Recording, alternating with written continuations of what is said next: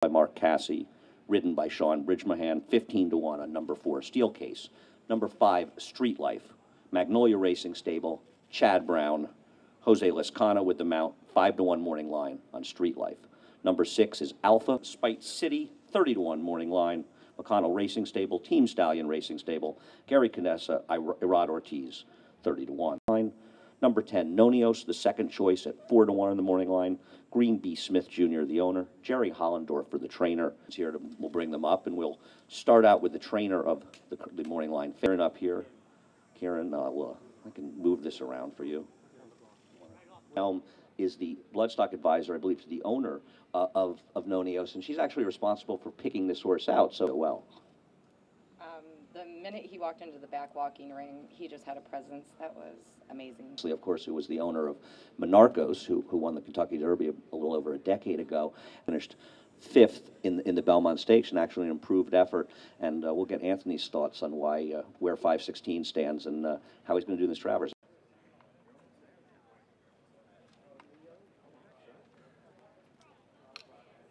You got to believe.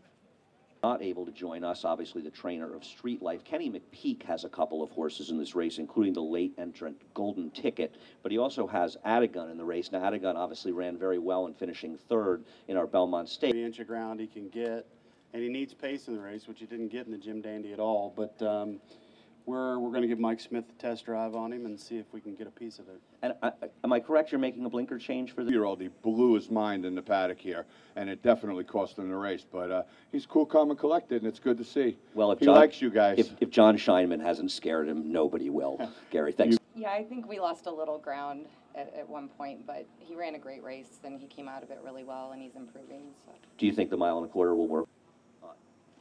Let's lead through these horses. Number 1, Spite City, 30-1 morning line. McConnell Racing Stable, Team Stallion Racing Stable, Gary Canessa, Irad Ortiz, 30-1. We will be on the lead. And he won here 2 turns last year at 1 1/8. I know he's a long shot. He ran 2nd to Alpha in his last start. He wrenched his knee. After the race, I thought he for sure broke his knee, and we just dodged a bullet. He wrenched it. We had to give him about 40 days off, 45. And the biggest question is he fit enough? I'm not sure. We were pointed for the Bernardini Stakes. The race didn't go, and here we are in the Travers. But it's exciting. He's won 2 turns on this track, and he looks like he's ready. So that's the best I can say. Have you thought of that? That would be some accomplishment? That'd be an honor. I just don't want to think about it at the moment. Well, we were talking to Kieran about the changing the dynamics. Now, Neck and Neck, who finished 2nd behind Alpha, he has the speed to stay close. I mean, does it change your plans at all, looking at this race with Hanson's absence and the lack of less speed, at least? Well, I know Kieran's going to go out there like questing. You know, he's going to put a lot of speed in there. Hey, Kieran. Yeah, you have to judge the rider. The rider has to judge his race. You know, he's got to be able to judge the pace and ride his race. Now, the Jim Dandy also obviously run on a muddy racetrack, and we're anticipating very good weather. Do you have any feelings of the track? Do you think it improves your chances, or he seems to run his race on any surface? I'd like to see a dry track, to be honest. No excuses last time. Looked like we handled it, but we were just second best. But I'd really love to see a dry track and see what we can do. Have you, your post position for this race, you've drawn towards the outside of the 8. Does that factor in at all for you? No, I think that's a good spot because that gives us a lot of options of what we can do to see how, what happens when the gates open. You're not committed to one thing or another. Are you pleased with his training since his last start and feeling he's moving forward in the right direction? Very pleased. The horse has done everything right, done everything you've asked of him, and I couldn't be happier the way he's come in. All right, well, best of luck, and thank you for coming up in here, and I'll see you tomorrow night, right? Thank you. All right. He reared up and almost slipped in the gate, so we always remember that. But he's been real good in the gate, and last time Ramon hardly even had anybody in there. He didn't even want a handler with him. The guy jumped back in late. But if we're in there, the less amount of time, the better. But we're 3rd one to load, and he's probably over it all. I just get a little nervous. How big would this be for Godolphin? You're already having a very good season here in Saratoga for them. It would be great. They're really, you feel honored to be working for Godolphin, and we've won 2 grade 1s and a grade 2, so it'd be great to see all those jockeys out there with blue silks on, and the canoe. Yeah. You talk about being the odds-on favorite. Well, it's the spot you want to be when you're running big races. You want to be the favorite instead of 20-1. So it doesn't mean that much to me or the horse, but it's nice that we're the favorite, and it means that we belong and we're the one to beat. Karen, how often do you think that a couple of years ago you wouldn't have had these horses? They would have gone to Saeed.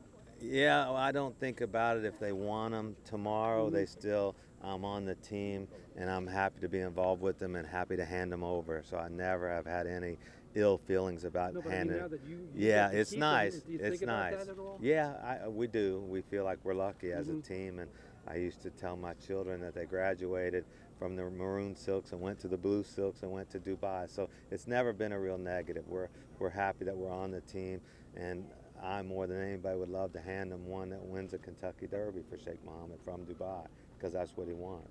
So if he took 4 to 5 or another one in the future, it's no problem. How has he developed physically over the year? Alpha's really put on weight and developed a lot since June 2nd when he arrived here on Nelson Avenue at Green Tree Stable. He's really put on weight, and we backed off obviously when he got sick. We backed off a little bit, but he's been grazing twice a day back there, and he's just really blossomed. He's doing fabulous. Seen him? Yes, he's put on 75 to 100 pounds. I haven't weighed him exactly, but he's put on weight and really happy and training great.